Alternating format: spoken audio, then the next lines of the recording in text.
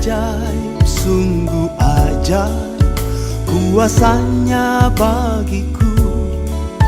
Ajaib, sungguh ajaib, anugerahnya dalam hidupku. Ajaib. Haleluya, puji Tuhan. Oleh karena kebaikan serta pertolongan Tuhan, kita boleh ada sampai hari ini. Kita berdoa sebelum kita akan mendengar firman Tuhan atau berbagi firman Tuhan pada kesempatan ini. Terima kasih Tuhan Yesus buat anugerah Tuhan, buat kebaikan Tuhan yang selalu kami alami dalam hidup kami. Tuhan, kami bersyukur karena kami selalu Tuhan kasih kesempatan. Itu sebabnya dalam kesempatan ini sebelum kami beraktivitas, kami rindu sekali untuk diisi dengan firman Tuhan, karena firman-Mu adalah kekuatan dan pelita bagi kehidupan kami. Terima kasih Tuhan, kami akan mendengar firman-Mu dalam nama Yesus. Amin. Puji Tuhan. Pada kesempatan ini saya akan mau berbagi firman Tuhan kepada kita semua. Di dalam Mazmur pasal 47 ayat 3, di sana dikatakan, sebab Tuhan yang maha tinggi adalah dahsyat, Raja yang besar atas seluruh bumi. Judul renungan kita adalah menghormati Allah. Nah, saudara-saudara dalam kasih Tuhan, di dalam pasal 47 ini, Daud menggambarkan keberadaan dan kebesaran Allah yang ia sembah. Rasa kagum dan hormat ditujukan Daud kepada Allah. Lalu ia memberi nasihat kepada kita untuk takut akan Dia dan memuliakan namanya. Dalam Mazmur 47 ayat 2, 7 dan 8. Hai segala bangsa, bertepuk tanganlah, eluk-elukkanlah Allah dengan sorak-sorai. Bermasmurlah bagi Allah, bermasmurlah, bermasmurlah bagi Raja kita. Bermasmurlah sebab Allah adalah Raja seluruh bumi. Bermasmurlah dengan nyanyian pengajaran. Haleluya, puji Tuhan. Nah, saudara-saudara, banyak orang Kristen kurang menyadari hal ini, sehingga hidupnya tidak memiliki gairah untuk menghormati dan menghargai Allah sebagaimana mestinya. Padahal saudara-saudara, dalam perjalanan hidupnya banyak sekali penyertaan pertolongan Tuhan dalam hidup mereka. Namun mereka tidak peka, sehingga mereka tidak memiliki kesadaran untuk menghargai dan menghormati Allah. Antara lain, saudara-saudara, cara kita menghormati Allah, kita berbuat, kita melakukan firman Allah. Nah, saudara-saudara dalam kasih Tuhan, dan banyak sekali seperti saya katakan tadi, banyak orang Kristen kurang menyadari hal ini, sehingga hidupnya tidak memiliki gairah untuk menghormati dan menghargai Allah sebagaimana mestinya. Nah, Raja di atas segala raja yang telah menciptakan alam semesta ini tidak mendapat penyambutan dan penghormatan yang sepatutnya. Sangat menyedihkan.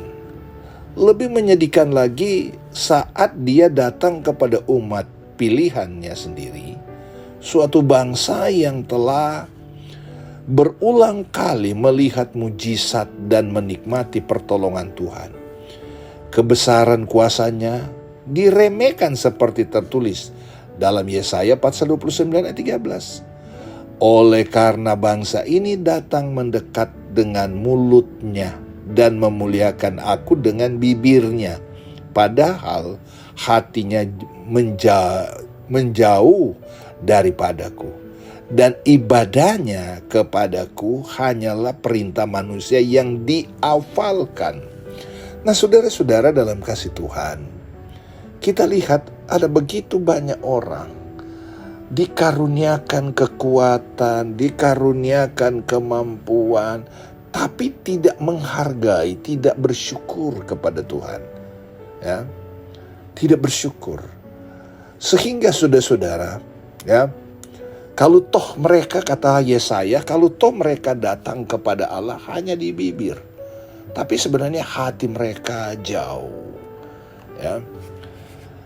Bangsa Israel telah menjadikan kemuliaan Allah itu hanya setara dengan keberadaan manusia yang fana.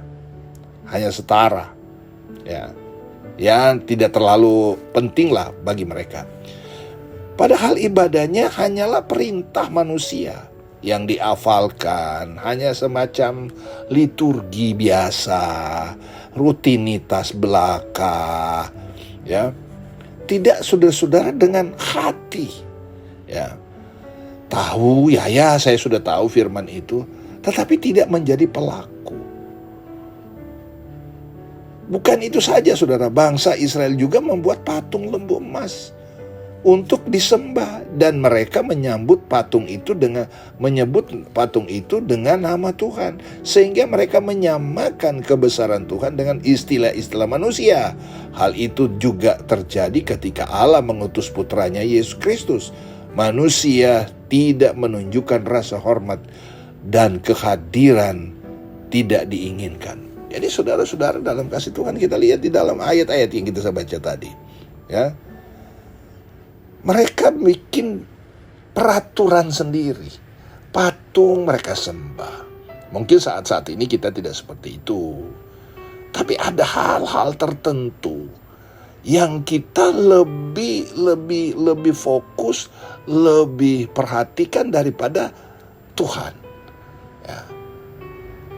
Tuhan sudah katakan beribadahlah kepada Dia. Artinya saudara, ibadah itu penting. Ya, persembahkanlah korban bakaran atau korban lain, pujian, korban materi, ya, saudara. Tapi dianggap biasa. Ya, ketika kita tidak melakukan itu, tanpa sadar kita sedang membuat pemberontakan di hadapan Tuhan. Kita sedang melawan kehendak Tuhan. Nah, itu sebabnya bangsa ini, saudara-saudara, kita lihat bahwa kalau kita membaca di dalam Markus pasal 8 ayat 31, bahwa anak manusia harus menanggung banyak penderitaan dan ditolak oleh tua-tua, imam-imam, kepala dan ahli-ahli Taurat, lalu dihukum dan bangkit sesudah 3 hari. Mereka tidak peduli.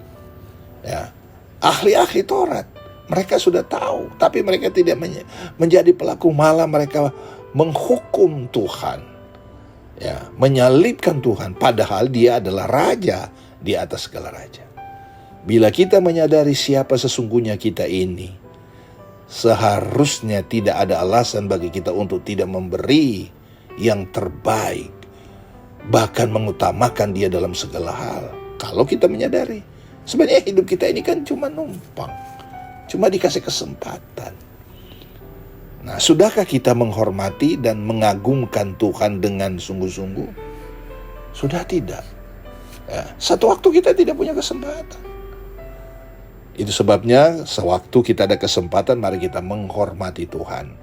Mungkin sudah berkata, caranya bagaimana? Cara menghormati Tuhan adalah mengikuti perintah Tuhan. Jangan berbantah. Ya. Kalau itu firman Tuhan, lakukanlah.